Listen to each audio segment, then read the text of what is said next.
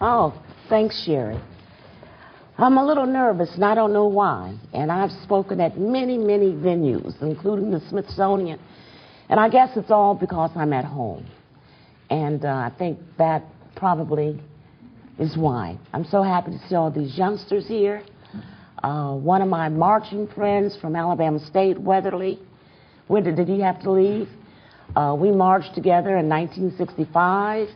His family owned the Hall Street sandwich shop, which was near Alabama State. He was an Alabama State student. And I'm so happy I had my classmate here when I was up at Tuskegee and student body president and scaring everybody to death. And, of course, there's some other very special friends here, Bill Foster and Foster Dixon. I'm just so happy to see him. He brought all of these young people because he knows I love being around young people. And I just want to thank you for coming. Since childhood, I was an activist, informed by my parents, grandparents, and relatives, waiting for a grand movement of my generation to happen. The 1955 brutal murder of Emmett Till rocked the nation, and many Southern family transplants to the North to seek job opportunities were terrified to send their children to the South for Southern vacations, especially their sons. I begged my parents to let me go south for my summer vacation in 1956. I wanted to be a part of the movement, Montgomery bus boycott. I had already been a part the previous summer. I had already been organizing the previous summer, but the boycott didn't kick off until the summer, for me, until the summer of 1956. My relatives in Montgomery were very much a part of the movement and promised my parents that they would protect me and I would be safe. The 1955-56 Montgomery bus boycott scored a victory, and I was a part of that movement as a youth with the instructions of my movement elders: go get me, go here, go there, teach in the citizenship schools, work in the voting rights movement, and do whatever else we tell you to do. And I loved it. I was very close as a child with Rufus A. Lewis, who was just an advocate, just so focused on voting rights. Even during the Montgomery bus boycott, he had a voting rights committee within the Montgomery Improvement Association. However, in my youth's mind, this was an adult protest who demanded public transportation with a modicum of dignity as they traveled to and from work. The 1954 school desegregation action in Little Rock, Arkansas, when 9 black students enrolled in an all-white high school, riveted the nation as we all watched the episode on television. But somehow that initiative was viewed as a local issue, not as a springboard for national mass direct action. Though these and other local actions buoyed the collective spirit of the race, there did not seem to be a connectedness of one action with another in the struggle to break down the barriers of racist Jim Crow laws and mores. The Reverend Doctors Martin Luther King Jr., Fred Shuttlesworth, Joseph Lowry, Reverend Say, and other ministers formed the Southern Christian Leadership Conference, SCLC, in 1957 to plan a regional comprehensive strategy for nonviolent direct action. And of course, this was the result of the Montgomery bus boycott being so successful that they wanted to spread what we did here in Montgomery, which was marvelous in terms of collectivity. In fact, during that time, you seldom had drunks or those Friday, Saturday night parties, all-night parties, and the community was just such a wonderful place to be in terms of the love and the support.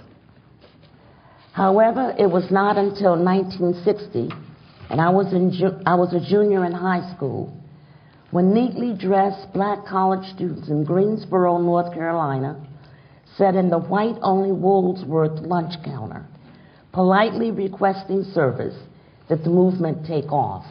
And of course, I thought about my own sit-in 1952 here at Liggett's. And she didn't tell you the whole story. I'm 8 years old, and every Sunday after church, my grandmother would put my brother, my first cousin, and my only cousin on my mother's side, first cousin, and I called him cousin brother, and me on the bus. We would ride to the end of the bus line, and return. And Mommy always went on the bus before we did to see what the situation was. And she always told us to ride on the back seat and look out that big window and see the scenery go backwards. I never knew that I could not ride in the front of the bus.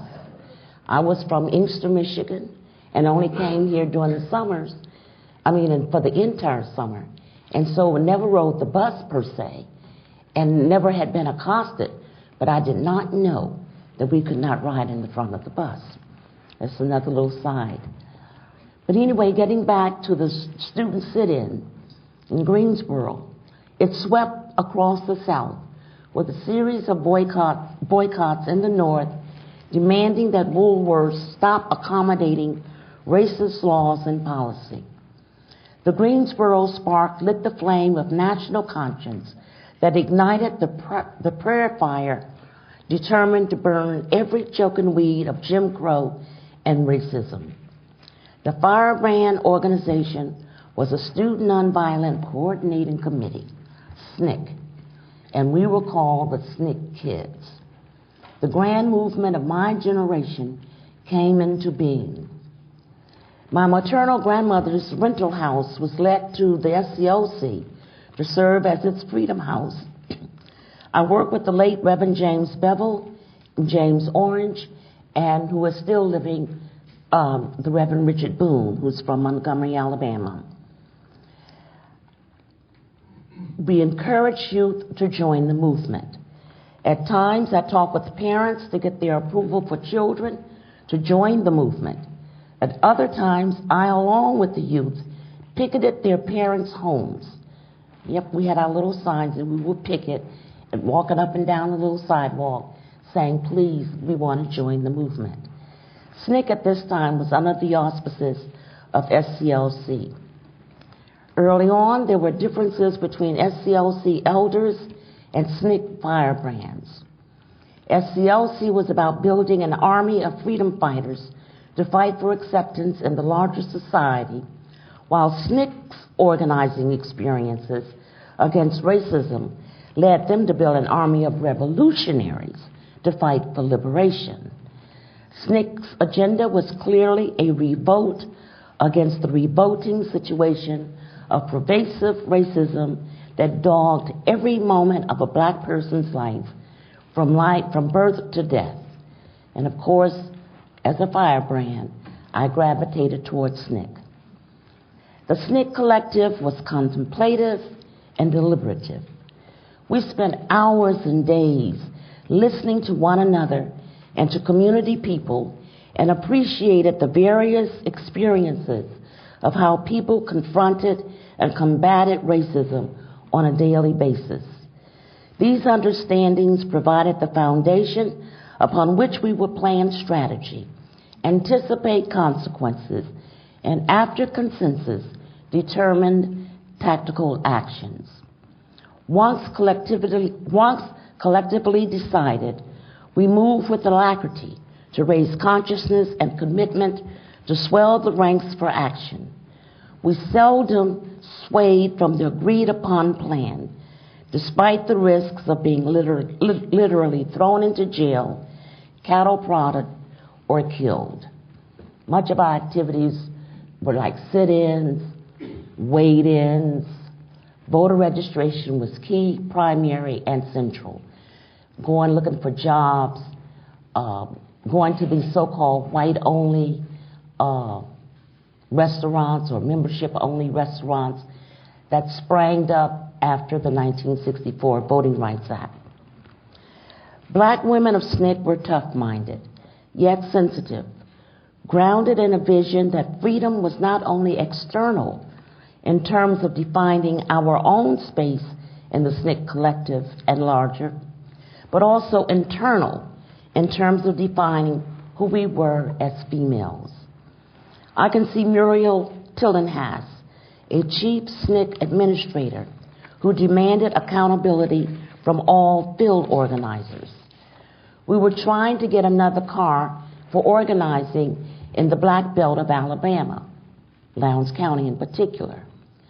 Her assessment of our case concluded that we did not need another car, but she approved an allocation to buy a donkey so organizer Bob Mance, the late Bob Mance, can continue his rural organizing in Lowndes County, Alabama.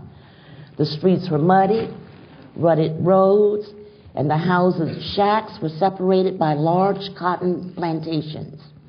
A donkey, Muriel reasoned, was a more effective mode of transportation under these revolting racist conditions. After all, the local people rode donkeys and horses as their means of transportation. A SNCC organizer was to live on par with local people, and from that disadvantaged mutuality, all could lift each other with their own indigenous resources to a higher vantage to press for liberation. I can see Annie Pearl Avery, she was from Birmingham, nonviolently snatch a billy club out of a policeman's hand as he attempted to crack it against her head. This was outside Dexter Avenue Baptist Church, while students from Tuskegee Institute in the 1965 March for Voting Rights that would not turn around were held hostage in the church. Policemen surrounded the church, and students from Alabama State University College served as outside buffers between the police and the Tuskegee students inside the church. The policeman stood frozen as Annie Pearl walked away with his billy club in her hand. In meetings, Faye Bellamy, another SNCC woman, always pointed out the importance of the black woman's view based upon our socialized experiences and circumstances in a racist society as we planned strategy. Later, Frances Bill, after she moved from Paris, France to New York City, provided the most profound insights and analysis of our triple jeopardy: gender, race, and class, a condition that warranted a revolt in a racist corporate greed system bent on exploitation and dominating the world via imperialist wars. We all had boyfriends, either in or outside the SNCC collective, or both at the same time. We were courted and we dated. I do not remember spending time primping with the sole objective to please my boyfriend, SNCC or otherwise. Lifetime commitment to the struggle was a mindset and the greatest attraction for relationships. Sex was secondary, and in some cases perfunctory. SNCC men were people like SNCC women were. Brothers could easily cry, as would sisters, as they recounted their harrowing experiences. They talked freely of how racists in suits, sheets, and uniforms attempted to emasculate their humanity. Those of us who were their girlfriends listened many nights about their pain, anguish, and humiliation. As we confronted them, comforted them, and they us, we lost no respect for each other. The beauty of early SNCC was that we could let our guard down with one another. We were free to be vulnerable with each other without the threat of being ridiculed or our emotions being trampled upon. This internal freedom fortified us to go out the next day to battle and to revolt against our revolting condition that made us cry the night before. James Foreman, SNCC Executive Secretary, tapped the collective intellect that gave us the unquenchable thirst to read everything on control, conflict, and change. From Padmore to Plekhanov, from Kant to Kierkegaard, from Camus to Gabral, from de Tocqueville to Du Bois.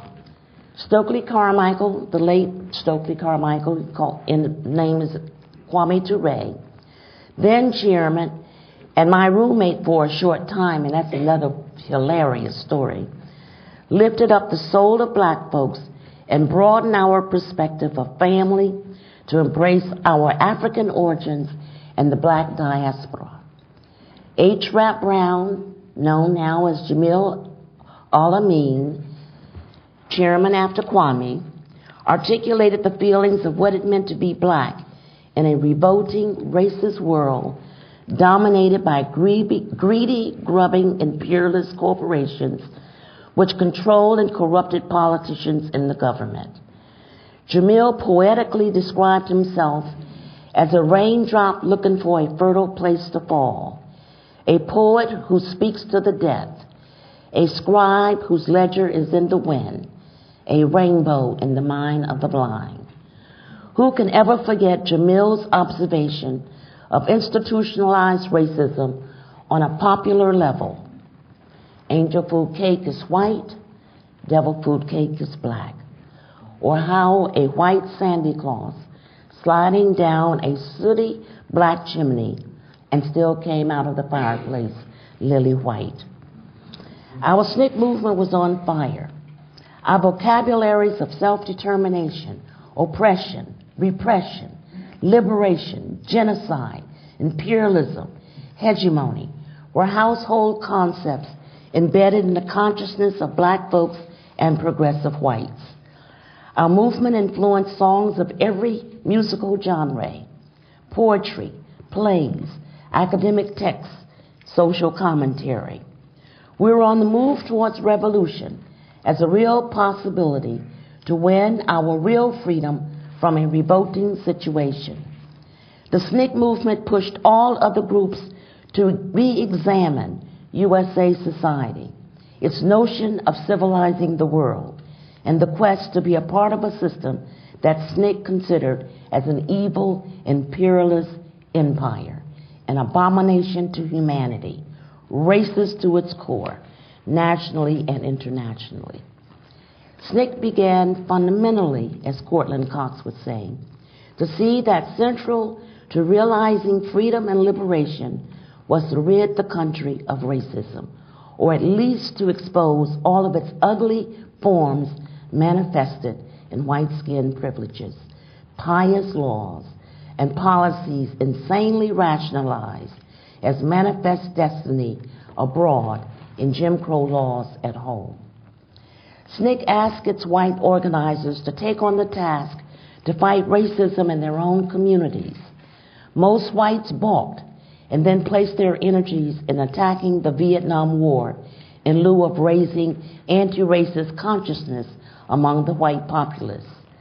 There were few exceptions who did not run from this arduous task, most notably Carl and Ann Braden, our very own dear Virginia Durr here in Montgomery, and then we had organizations, Southern Conference Educational Fund, that provided support for anti-racist work, and through these efforts gave birth to the Southern Organizing Committee, which organized people for racial and economic justice and against environmental racism. White women began to clamor for their freedom in a white male-dominated society as a result of their direct or indirect experiences in SNCC and the general black movement. Unfortunately, many in their quest for freedom did not embrace the struggle against racism.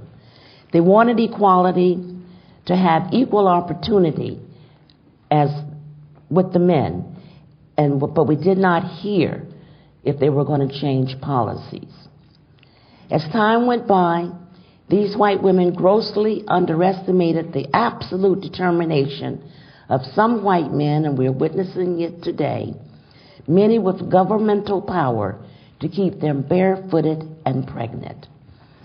Black people, especially SNCC members, recognizing the abandonment of too many predominantly white groups to run from and to hide under racism, nevertheless shared their organizing skills, insights, and experiences to build these movements. SNCC was one of the first organizations, through its communications director, Julian Bond, newly elected Georgia representative, who was not allowed to take his seat, to denounce the Vietnam War as a racist, imperialist, reckless USA venture. Muhammad Ali, stripped of his boxing heavyweight championship because of his opposition to the Vietnam War, captured the nature of the war by militantly proclaiming, "No Vietnamese ever called me a nigger." In the white woman's movement and its dictatorial edict for all women to demand the pill, it was I who at one of their New York City national meetings coined the slogan, "A woman's right to choose to take or not to take the pill." My democratic experiences in SNCC informed me to share with others as to how this debate should be framed and discussed. Key to SNCC's organizing success was its philosophical understanding that you should never underestimate the dialogue and the wisdom of the people concerned with the issue. Through discussions of options, they will decide on the right path to articulate their struggle. Humor also played a part in our deliberations. I remember a student body president at Tuskegee Institute that a prominent black woman in the community kept calling student scholar activists communists. We called the FBI and the ABI, the Alabama Bureau of Investigation, and told them that we knew a woman who claimed that she knew a lot of communists. Perhaps she may be a communist and you should investigate her. On 1965, sunny spring day in Lowndes County, Alabama, Willie Ricks, now Mukasa, quietly summed up the local people's aspirations and decision. We want black power, voting power, so we can define our lives and destiny via the ballot box. Previously, SNCC organizers in Mississippi assisted grassroots people on a statewide level to form the Mississippi Freedom Democratic Party, MFDP. In 1964, they elected themselves as the bona fide delegates to attend the Democratic National Convention in Atlantic City, New Jersey. Their quest to be seated as the legitimate delegates was dubbed the Mississippi Challenge to the regulars. But in reality, the people's delegates were victimized and challenged to accept an unprincipled compromise to allow the regulars to retain their seats with only 5 MFDP members, delegates, to take seats. Mrs. Fannie Lou Hamer, true to SNCC principles to follow through on the pre-agreed collective decision made in Mississippi, responded, "We will all be seated or no one will sit. All of us are tired of Jim Crow practices, not just 5 of us." SNCC Alabama organizers concluded from this racist slap in the face that we would organize our own independent black political party in Lowndes County, to the consternation of U.S. Attorney Bobby Kennedy. Voter registration had swelled to reflect 87% black population as a result of the 1965 Selma to Montgomery Voting Rights March and the subsequent passage of the federal law. After much community deliberation, the Black Panther, and that's another story I could tell you, was selected to symbolize the party. A primary convention was held to elect a slate of candidates to run for local office. Eldridge Cleaver, out on parole, came to Lowndes County to write a story for Ramparts magazine about this revolutionary foray for black political power. He was amazed at the resoluteness of the local people who had a firm understanding of self-determination and self-defense. He carried the rural Black Panther concept back to Oakland, California, and along with Bobby Seale and Huey Newton, they formed the Urban Black Panther Party.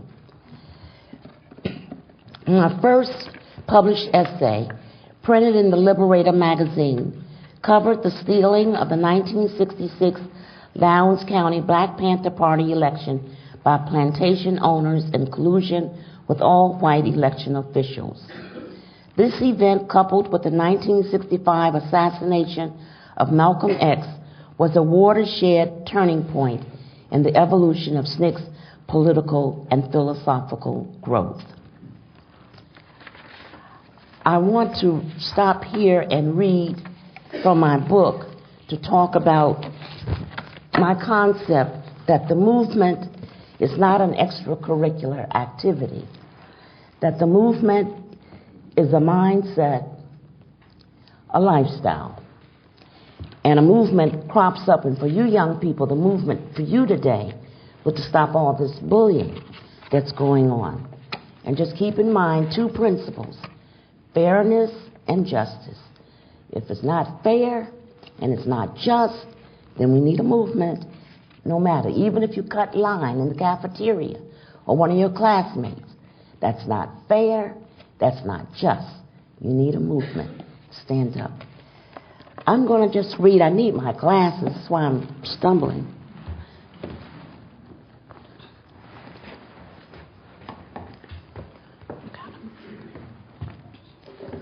Just to show you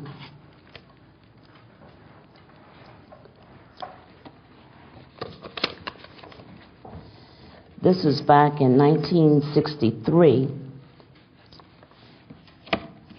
I'm at Tuskegee. I was a cheerleader.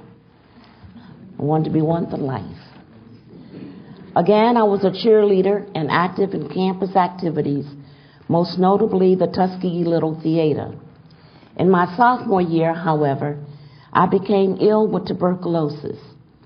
Never in my life did I encounter more debilitating racism on a constant basis than when I was in Lafayette, Alabama sanatorium for over a year. Racism especially rears its implacable head when its victims are most vulnerable.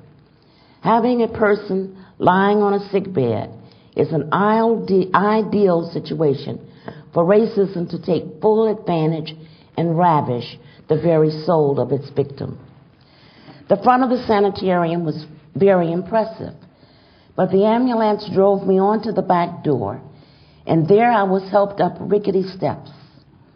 I was still in the sanitarium, and that whole experience. The intake was in the hallway, in the vestibule. And after you walked in the vestibule, then you had a long hall to your right, perpendicular, and men were on this side, women, and patients were in the hallway lying on beds. There were 3 rooms for women, and I never did go on the men's side. And that was it. That was it. I was still in the sanitarium the following September when the news that 4 little black girls had been killed in a church bombing in Birmingham came on the TV, and then the television quickly went blink. We looked at each other and said nothing, went to our beds and cried silently. The same question in my mind and heart now weighed heavily on my emotions. What does it mean to be a black child in America? After these events, I marshaled the strength to fight for certain reforms in the hospital, where the living conditions and food were poor. 1 bathtub for 31 patients, no recreation room, and no library with books and magazines for the medically captive patients. And my protest in that sanitarium was that I walked out of the hallway where we were, that area, and went straight down the main, wide hallway, glistening, just shining. And I saw help. We didn't have housekeepers in the little black part. We cleaned our own little hallway in the 3 rooms that we had. And I thought it was a part of therapy to get our lungs strong or something. But it was just racism. So I walked on down the hall. I had a little girl with me. There was a 9-year-old little girl whose mommy was also there. And the mommy died while I was there. And I walked on down that long hallway with this little girl holding her hand. And when I got to the front, there was a piano. It was, I don't know what it was. It must was a Baldwin. I know it was, but it was a grand piano. But it wasn't a Steinway. And I went there, and I had taken piano lessons as a child and most of my life, young life. And I could remember Chopin's C-sharp prelude in C-sharp minor. And that's, if any of you play piano, you know that's bad. Boom, boom, boom. And I sat there and I played the piano. And then white patients began to come out. And then I said, oh, I better stop, because they might have me up here some kind of little toy to play and entertain for them. But I went on and I saw the library. Had a little girl by my hand. I went in there and I looked at books, asked her to look at little books. And I got about 3 books. And I walked on back to the black section of this hospital. They didn't know what to do with me. They simply did not know what to do. And I told them to let me go home. But I wasn't well enough to go home. So I said, well, we can work out something. And our compromise was that black patients will have certain days that they can go in the library, certain hours, and then the white patients. And so we worked out that reform. Another instance, I got stronger. I went in the kitchen because I was tired of eating boil-up food. I don't know if y'all know what boil-up food is. Greens, peas, I call that boil-up food. Even boiled potatoes and fried foods. So I decided I would go in the kitchen. I went in there and I said, well, what y'all cooking? They didn't know what to do. People were just startled. And I looked in the pot and I said, well, what is that? And they said, clam chowder. I said, well, I like that. I like that a lot. I said, but y'all don't serve that to us back here. And so I said, why don't we work out a deal and we can go over the menu together, and then you can post the menu. Because I don't eat a lot of fried foods. People who know me know I don't eat fried foods. You know, I like baked food, broiled food, and so forth. So we worked out some deals, and so I felt good about that. Of course, nobody went to the library but me and the little girl, because the other patients, I think, were still, just fearful. For the remainder of spring I was released. They finally let me out of the sanatorium, March 1964. I've been there since January 1963. For the remainder of spring 1964, I emotionally convalesced at Mommy's. By August, I was ready to assume my studies at Tuskegee Institute. When I returned to campus, SNCC people were everywhere. They had taken over the college. I know my classmate probably remembers that. Students provided housing and meals for them on and off campus. When SNCC sister organizers came on campus, several of them would stay in my room. The fact that I had tuberculosis was no concern to them, even though the disease was considered a plague in the 1960s. The SNCC women's attitudes, more than anything, strengthened my self-esteem. Listening to them, I agreed with all my heart in SNCC's philosophy. Do not underestimate the intelligence of grassroots people, and to let the people speak to determine the agenda. SNCC's concept of organizing was for its workers to serve as assistants in the development of indigenous leadership and to build up trust in the community.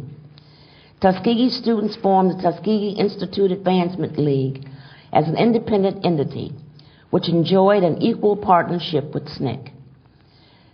TILE, as we call the student group, targeted its own Black Belt county, Macon, as its organizing focus for voter registration, but also assisted SNCC's voter rights struggles in Lowndes and Dallas counties, nearby counties also in Alabama's Black Belt. Movement work became as routine as going to classes, an everyday responsibility to beat back racism and push forward toward freedom. The movement became an inextricable part of my existence and shaped my being, purpose, and outlook on the world, as well as my role in it. It was in my self-interest to be consciously involved at all times. Some of the women's names that I called out are in the anthology, Hands on the Freedom Plow, personal accounts by women in SNCC. I want to conclude by saying how SNCC broadened my outlook.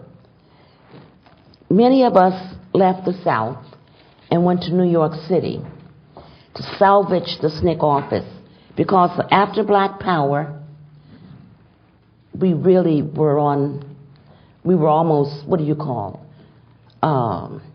exiled, practically. Dr. King said, and we would have meetings with him, said that he understood the concept, but we had made a very poor choice of words, that Black Power was just a bit too frightening to white folks.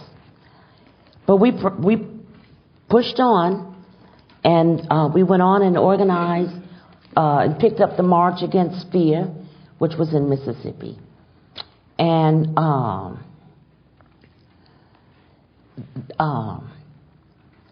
we began to get, we had elected some black people into political office, and we began to get their wrath.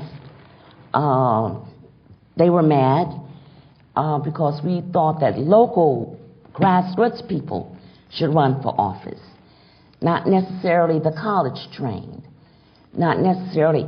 And the positions that you should run for, we thought, especially in the Black Belt, will be those local positions like the sheriff, those positions which had a direct impact on everyday lives of black people, like the coroner, when they would kill somebody and say we committed suicide or something, or of course the Board of Education, Mrs. Yearly Hayes, for the children, the tax assessor, for those of us who did have land, they would assess our property very high and then very low for the white folks. And then the tax collector, who would even collect the taxes in many instances from some of the whites. We thought that our political struggle will begin on the grassroots level wherever possible. James Forman, heeding the call from the late William L. Patterson and Malcolm X, officially internationalized SNCC's liberation struggle by carrying our revolting situation in a racist society to the United Nations. We were granted a non-governmental NGO status. I was a part of all of these developments. Concurrent with this development, I, along with Frances Bill and Mae Jackson, headed up the SNCC Women's Commission with international contact and concern for the oppression of women in what is called the Third World. Together, we founded the National Black Anti-War Anti-Draft Union in Bowadu against the Vietnam War. Foreman moved on to provide leadership and analysis for militant black automobile workers in Detroit, who, after a series of strikes and sit-ins, formed the League of Revolutionary Workers. Many of these workers had roots in Alabama, such as my father, who was a UAW man. These workers in the late 1960s were cognizant of the fact that corporate America was not retooling factories and was instead replacing worn-out equipment with robots. And robots also, we called it cybernetics back in those days.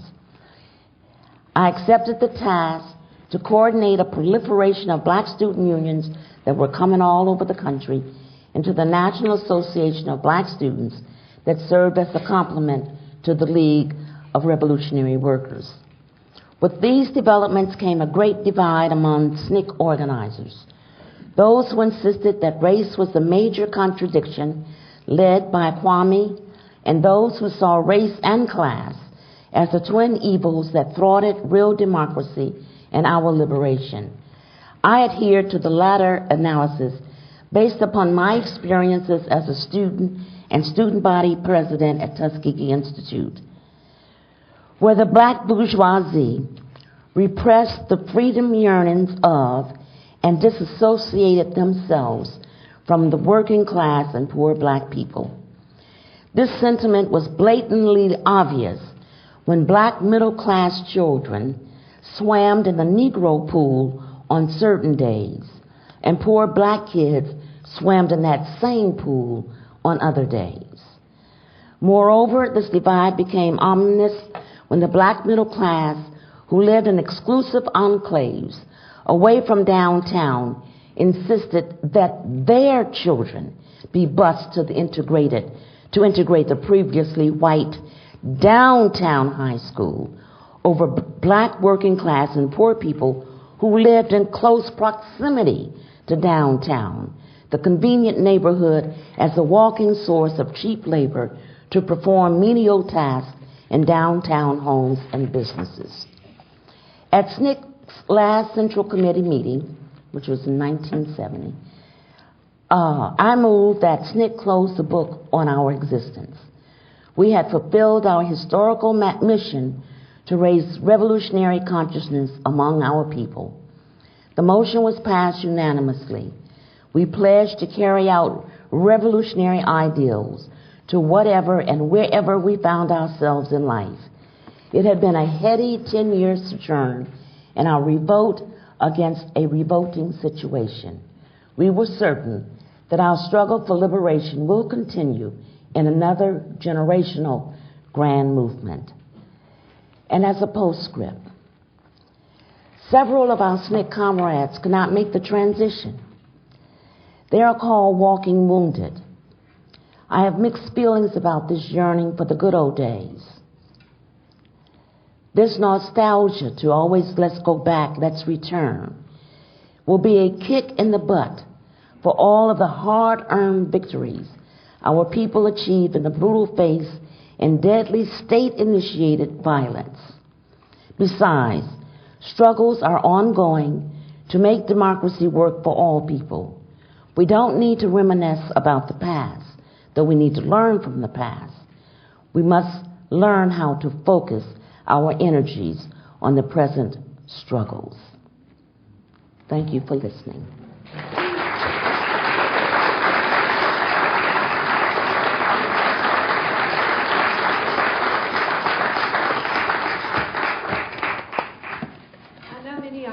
Questions for Dr. Patton. If you have a question, please raise your hand and Christine or I will hand you a microphone and speak into the microphone. Since this is being recorded, we need your questions recorded too.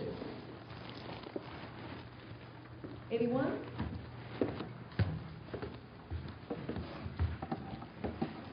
Dr. Patton, you paid eloquent tribute to several of SNCC's chairmen, Kwame Ture, Rat Brown, whose current name I've forgotten. I didn't catch you saying anything about John Lewis, and I wondered if you were care to share with us. John Lewis, I have the mic on. John Lewis, I knew him, but I was at Tuskegee, so I didn't know him as well as I knew Stokely and Rapp, and then Phil Hutchins came after that. Because John did not come to Tuskegee in terms of organizing students and organizing in the Black Belt. So when I got to know John very well is when I went to Atlanta to work for SNCC in Atlanta. He's a lovely, wonderful person. We thought a bit romantic. There were those of us who were not going to lie down in front of a bulldozer. We very romantic. We also thought he was a bit naive, if you want to know the truth. That we knew that this whole thing around racism and institutionalized racism was a little deeper. It was going to take a different kind of struggle than to try to win the goodwill of white people. And John did not agree with Black Power and our asking white people to go into the white community to organize people against racism. And John did not agree with that.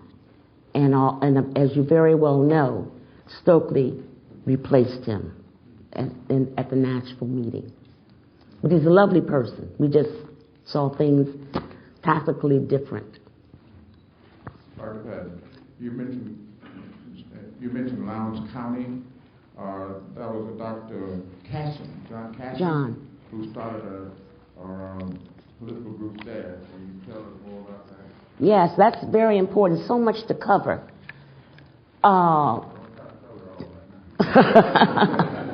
Y'all cut me off. When Eldridge came, we didn't like Eldridge. Eldridge was out of jail on parole, and he had been convicted, for rape. But he will rape black women for practice, so he can rape white women better. I wrote a critique of his book, Soul on Ice, which was entitled Souls on Fire. I think it was published in Essence. So when he went out and took the Panther, and they did some good things, free breakfast program and so forth, but they also did some crazy things. I'm getting to John Cashin. And when we saw on TV Bobby and Eldridge carrying long guns in the state capitol in Sacramento, we said, oh, Lord, we got to change this. Because we were not violent people. And Lowndes County Freedom Organization. So John Cashin, out of Huntsville, a dentist, was very close to SNCC. And that's when we organized throughout the Black Belt the National Democratic Party of Alabama. And we had a big talk with Bobby Kennedy, I was there, who did not want us to become independent. He wanted us to fold into the Democratic Party. But we were not going to be a part of the Party of the Rooster. And at that time, they were running Richmond Flowers, if y'all can recall, and I don't see any old heads in here. And they wanted him to be governor, and they wanted the black vote. And we just said, no, we're not going to be in with this rooster and whatever the party, the white is right and all that foolishness and all of that. We're not going to do that. And that's when Bobby told us that the Panther would go berserk. And then the Eldridge Cleaver nonsense, all that foolishness out there in Oakland, Cashin coming in, we changed the name, and we choose the Eagle. And said, now go make that go berserk. Because we saw ourselves as much American as anybody else. If that answers your question.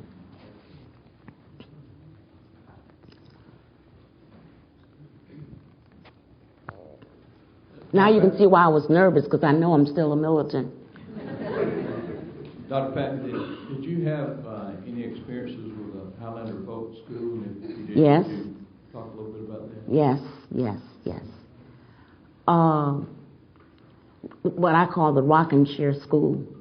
We would go and rock, also Frogmore, at Penn School. As well as I know him, I can't think of his... Guy and Candy are there. Carawan. And I can't recall his name now. And that's where black and white people will come together. And we would try to encourage one another and the importance of organizing, white people organizing in the white community against racism. And just to explain what racism is and how it manifests itself, so unconsciously, that we just thought that was just crucial. And I still think it's crucial. If we're going to really have true freedom for all of us in this country. But that's where we were taught that the struggle will be a long haul. We learned patience. That was the key thing. The struggle will be a long haul. Tempered a lot of snake people because we thought the revolution was around the corner. So it tempered us. We have time for one more question. Gwen, I'd like for you to speak a little bit about something of a more contemporary nature. You're 60-something, I'm 60-something, many of us in the room are 60-something. I want you to speak about how the 60-something African American looks at contemporary America. And I wish you would select, if you will, just one issue or not an event, an issue is better. And tell us how you see it through your eyes, and address, if you will, the label that some of us are bitter. I know you are familiar with that, not because you've been called that, but you must have heard by now that and contrast, if you will, the differences between the way the 60-something African American with the American experience might see some things as compared with the people on the front row in this room. Well, like I said, the movement is wherever you are. And wherever you see an injustice, any kind of unfairness, you have a responsibility to join with others to do something about it. And I think the contemporary issue for young people is to stop this bullying and to begin to accept people as they are and who they are and be your own person, but also in relationship with everybody else. That your humanity really is no greater than. That we're all one people and should work together. What I see happening now, like I said, I'm still a militant, is we've always felt that corporate America is really, not that we're against capitalism, but corporate America and its practices were just egregious. We saw it back then. I remember some time back, I tried to talk about campaign finance reform, getting money out of politics here in Montgomery. Getting money out of politics. It will corrupt democracy. People thought I was crazy. People did not understand. And when I talked to the black politicians, and they said they need the lobbyists. They need them in order to be informed. And that's when I began to really withdraw. But by and by, it will come to pass. And now we can see what's going on in the presidential elections. There is corporate America has done a disservice in defining capitalism. And I encourage young people, teenagers, to read a book called Age of Economics. So you can see the development of capitalism from feudalism, laissez-faire, and so forth. So you can understand that, because that's going to be very key in your education for the future. Understanding economics and this technology stuff, but try, please, to get some philosophical understanding so you know why things are the way they are and what you can do to change it. So if I'm being a little eclectic, the O's, Occupy Wall Street, to me, is a complete trajectory to the city and movements. The dots connect. What we call sit-ins, we occupied the lunch counters. If you look at the vocabulary has changed, but the concept is the same. So I see that continuation. And some of us have talked to, I was in Detroit, I talked to 1,000, to the Occupy Wall Street people. Because Detroit, my little town where I came from, Inkster, Michigan, Benton Harbor, their elected officials have been replaced with this one person who's ruling the whole cities. And they're about to do so in Detroit. So, you know, this whole thing, unless we really fundamentally deal with the questions of fairness and justice, being elected to anything will not make a bit of difference, because you don't change anything. And change has to come from the bottom up. That's what SNCC was about. We also had the attitude that you not only, every moment is a teaching moment, but every moment is a learning moment. There is so much I can learn from somebody who has children, because I don't have any. And I'm 69, and that person might be 15, or whatever. But that person can teach me something. When we begin to have that attitude about each other, I think we'll probably have a better country. I don't know if that answers your question. Dr. Patton will be here for a few minutes after the program. You're welcome to talk with her if you have more questions. And if you have books, she'll be glad to sign them for you. Thank you, Dr. Patton. Thank you.